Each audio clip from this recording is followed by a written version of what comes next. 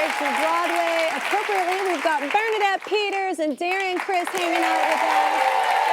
They can both tell you that lots of kids dream of moving here to New York, seeing their name in lights and taking a triumphant bow in front of a roaring crowd. Our next guest had a similar goal, but instead of being center stage, he wanted to shine behind the scenes of musicals. After years of working his way up, he's making his mark. Now he's helping others like him break into the industry. In the past 4 years, he's distributed nearly $350,000 in scholarship funds, and he says he's just getting started, and that is why we call him a rad human.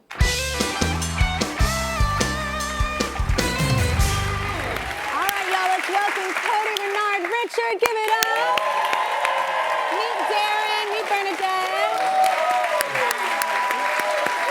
So, how did you break into this industry though? You move here, but this is a hard industry to get in. You know what I'm saying, in the entertainment industry in general. Like, how'd you get started? Yeah, I started making trips to New York when I was in undergrad. And then I came here my sophomore year of college, and I was looking at shows. That's why Avenue Q was my first Broadway show. Oh, and I'm sitting there, I'm playing through looking through the playbill, and I see that stage manager's listed. And I leaned over to my friend, and I was like, I'm gonna be that one day. So that was kind of like the start of it. Yeah. So then when I graduated from Webster, I did all the jobs. I started as a PA. I was making $50 in a Metro card on my first couple of shows. A lot of ramen noodles. Yeah. But I hustled, and Broadway was always the goal. And then I landed my first Broadway show. And I've been here for 15 years, and I think I worked on about 20 Broadway shows now. I'm currently working on the last 5 years with Adrian Warren and Nick Jonas. Yeah. So things are going really well. Yes, exactly. Yeah. Oh, that's incredible. Yeah.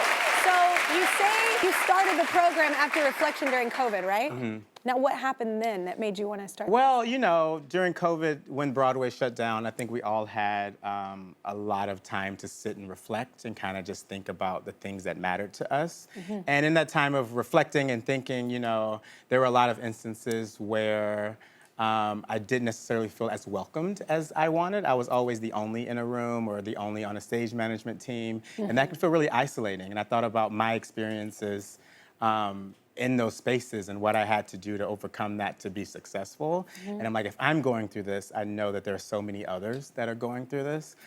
So that reflection was really what sort of sparked the initial interest. Yeah. We really focused on Black and brown, people of color, leaders of color. Yeah. And we focus on folks off stage, because all the time we talk about what's happening on stage, and we figure out like that demographic, but there are my students there, yeah. So we bring in designers and choreographers and directors and stage managers. I had a puppeteer once, and we really just bring them together to help them build community within each other. Yeah. They're from a lot of different schools, and then for the spring semester, we focus on 3 main components.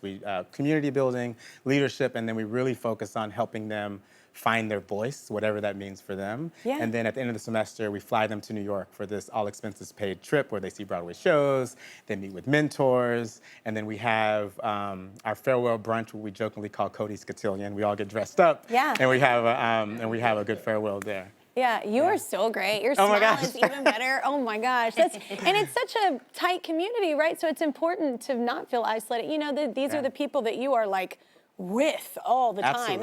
There is no other touring artist, person, in the entertainment industry, nothing is like Broadway. To be in a place and you feel isolated and you're in that environment constantly and not to feel welcome, that's so important that you're starting this for people and that you've been doing this for people, because I can't imagine that's hell. Yeah. Like you're in that environment non-stop, 24/7, to not feel invited. Exactly. Yeah, it doesn't feel great. And I think because we're in a space that feels inclusive and we try to get, especially the stage manager, I try to do my best so you can do your job. You know? So if I'm doing all of that to make you feel great and I'm not receiving that in return, it's really everyone's feeding hard. Off of everything. Exactly, Yeah. All the energy goes to making that show happen every night. If there's like a weird energy, it's disturbing. It permeates, it does. It permeates.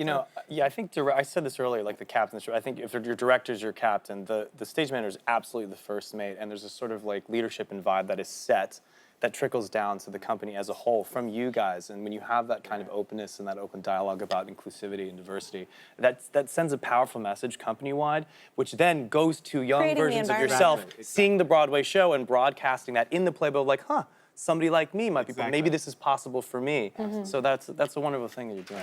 Yeah.